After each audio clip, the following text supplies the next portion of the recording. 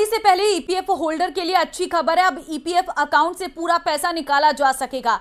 Central labour minister Mansukh Mandaviya की अध्यक्षता में एक मीटिंग में कई राहत भरे फैसले लिए गए हैं, जिनमें ईपीएफओ के बोर्ड ने अपने 7 करोड़ से अधिक अंशधारकों के लिए आंशिक निकासी की उदार व्यवस्था को मंजूरी दे दी है। इसके तहत अब सदस्य ईपीएफ खाते से 100% तक की निकासी कर सकते हैं। तो देखिए, अभी तक आप सिर्फ 80% ही पैसे निकाल सकते हैं, लेकिन अब पूरे 100% निकालने की व्यवस्था की गई है। ईपीएफओ ने पुराना 13 नियमों को खत्म कर दिया है। 3 कैटेगरी में पार्शियल विड्रॉल के नियम बनाए गए हैं। अब ईपीएफओ से 100% निकासी हो सकेगी। पहले शिक्षा शादी के लिए 3 बार थी निकासी अनुमति, अब शिक्षा के लिए 10 और शादी के लिए 5 बार हो सकेगी निकासी। विशेष परिस्थितियों में बिना कारण बताए मिलेगी निकासी सुविधा। मिनिमम सर्विस पीरियड को घटाकर किया 12 महीने, खाते में 25% न्यूनतम राशि रखनी होगी। न्यूनतम राशि पर मिलेगा 8.25% ब्याज। रिटायरमेंट फंड बढ़ेगा। अब दस्तावेज की जरूरत नहीं, 100% क्लेम ऑटो सेटल होगा। ईपीएफओ 2.0 डिजिटल ट्रांसफॉर्मेशन फ्रेमवर्क को मंजूरी दी गई है।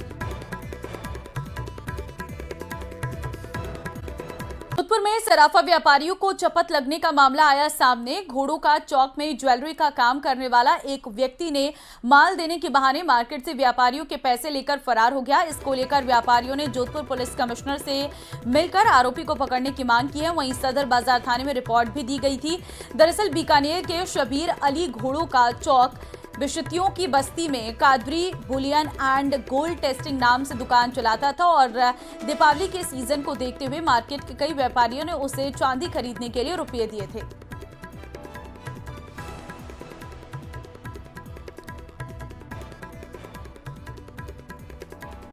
और अब अंता उपचुनाव से जुड़ी बड़ी खबर आपको दे रहे हैं। नरेश मीणा आज दाखिल करेंगे नामांकन। निर्दलीय प्रत्याशी के तौर पर नामांकन दाखिल करेंगे। नामांकन से पहले समर्थकों के साथ रैली निकालेंगे। पूर्व मंत्री राजेंद्र बुढ़ा भी नामांकन रैली में होंगे शामिल।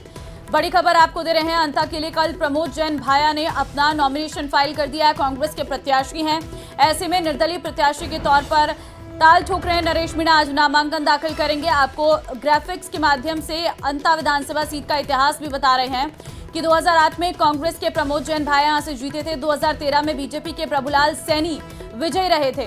2018 में फिर प्रमोद जैन भाया कांग्रेस से जीते। यहां पर अंता विधानसभा सीट का इतिहास रहा है। 2023 में बीजेपी के कंवरलाल मीणा यहां से जीते, लेकिन इसके बाद उन्हें किसी वजह से इस पद को छोड़ना पड़ा था, क्योंकि कंवरलाल मीणा पर आरोप लगे थे। जेल में वो अभी है, इस वजह से उन्हें इस सीट को छोड़ना पड़ा था। वैसे में अंता विधानसभा की इस सीट पर उपचुनाव होने जा रहे हैं, जिसमें कांग्रेस ने प्रमोद जैन भाया पर एक बार फिर भरोसा जताया है।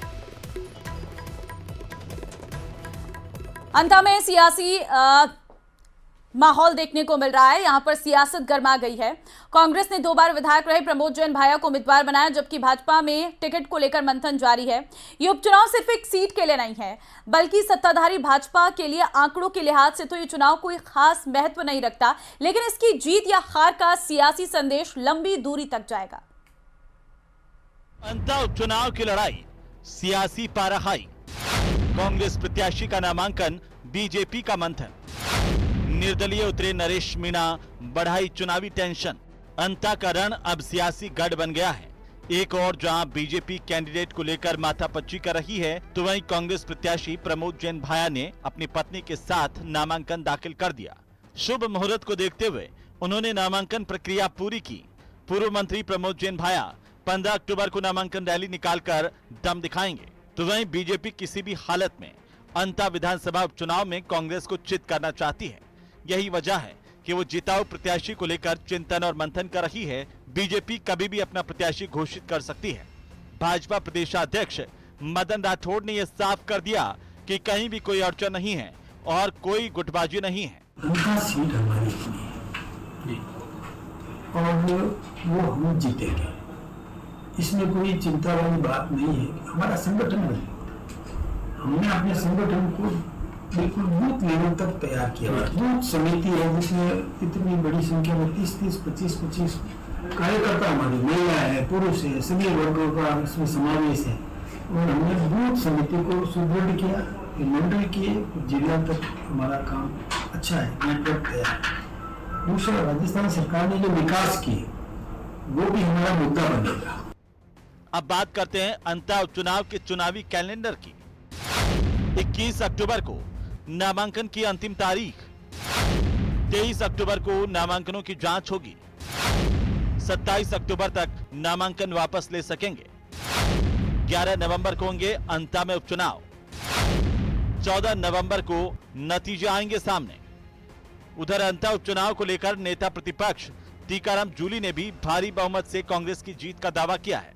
उन्होंने बीजेपी पर निशाना साधा, कहा कांग्रेस के प्रत्याशी ने नामांकन कर दिया, लेकिन अभी तक भाजपा ने अपना प्रत्याशी घोषित नहीं किया है। इस सरकार ने जो काम किया है वो जनता के सामने है। 5 साल हमारा कार्यकाल, हमारे काम जनता के सामने, 2 साल से इन्होंने जो काम किया इनका कार्यकाल वो जनता के सामने। उसको देख के, उसको तय करके जो है निर्णय करेगी जनता।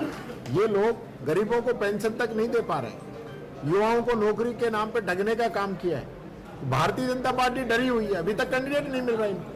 अंता में 2,26,227 मतदाता वाली विधानसभा की सीट के लिए जीतने हारने से कांग्रेस और भाजपा दोनों ही दलों में कोई ज्यादा बड़ा फर्क नहीं पड़ेगा, लेकिन भाजपा के लिहाज से इस सीट की जीत या हार का सियासी संदेश काफी दूर तक जाएगा। संभावना है कि वसुंधरा राजे कंवरलाल मीणा के परिवार या अपने समर्थक प्रभुलाल सैनी में से किसी एक को टिकट दे सकती हैं, क्योंकि वे पहले भी यहां विधायक रह चुके हैं। अब देखना होगा कि बीजेपी किसे अपना उम्मीदवार बनाती है। Bureau report, news 18 Rajasthan. Britain की खैरथल तिजारा के भिवाड़ी से खबर आपको दे रहे हैं, जहां पर लाइटर फैक्ट्री में लगी है भीषण आग। आग की लपटों ने फैक्ट्री को अपनी चपेट में ले लिया है। आसपास की फैक्ट्रियों में अफरा तफरी का माहौल है। चौपान की पथरेडी औद्योगिक क्षेत्र में लगी है भीषण आग। दायका smart solution private limited factory में आग लगी है। आग इतनी तेज थी कि धुएं के गुबार आसमान में दिखाई दिए। सूचना पर पहुंची आधा दर्जन दमकल की गाड़ियां। आग पर काबू पाने के प्रयास जारी है। लाखों रुपए का स्टॉक जलकर राख हो गया है। फिलहाल किसी जनहानि की कोई सूचना नहीं है। चौपान की थाना पुलिस और अधिकारी मौके पर मौजूद हैं। तो देखिए, खैरथल की तिजारा की भिवाड़ी से बड़ी खबर आपको दे रहे हैं। खैरथल तिजारा की भिवाड़ी से खबर है, जहां पर चौपान की पथरेडी औद्योगिक क्षेत्र में भीषण आग का ये पूरा मामला है। नितिन संवाददाता इस वक्त अलवर से हमारे साथ फोन लाइन पर है। नितिन, क्या अपडेट है? क्या आग पर काबू पाया जा चुका है या नहीं? जी बिल्कुल, चौपान की पथरेडी औद्योगिक जो क्षेत्र है उसमें भीषण आग लग गई थी एक फैक्ट्री के अंदर, और इस फैक्ट्री के अंदर जो है लाइटर बनाए जाते हैं, और फैक्ट्री में अचानक आग लगने से जो है आग की लपटें जो है पूरे परिसर में फैल गई थी, अपनी चपेट में पूरे परिसर को ले लिया था, और आग के जो धुएं के जो गुब्बारे आसमान में दिखाई दिए। आसपास की फैक्ट्रियों में जो है अफरा तफरी का माहौल हो गया, लेकिन मौके पर जो है आधा दर्जन दमकल की गाड़ियां मौके पर पहुंची और आग बुझाने का जो है प्रयास लगातार जारी है। लेकिन सबसे बड़ी बात यह है कि लाखों रुपए का स्टॉक जो है इसमें जलकर राख हुआ है, और अभी जो है किसी भी तरह की कोई जनहानि नहीं हुई है। लेकिन आग लगने से जो है पूरे क्षेत्र में हड़कंप मच गया था, अफरा-तफरी का माहौल हो गया था। और ये जो फैक्ट्री है दायका smart solution private limited factory में जो अचानक से आग लगी थी, अभी आग लगने के कारणों का अभी पता नहीं चल सका है। फिलहाल मौके पर जो है पुलिस प्रशासन भी मौके पर मौजूद है, चौपान की थाना पुलिस भी मौके पर मौजूद है, अधिकारी भी मौके पर मौजूद है। लेकिन अभी जो है आग बुझाने के पूरी तरह से प्रयास जारी है। करीब आधा दर्जन जो गाड़ियां हैं वो मौके पर रवाना हो गई थी और आग बुझाने के लिए लगातार प्रयास जारी है।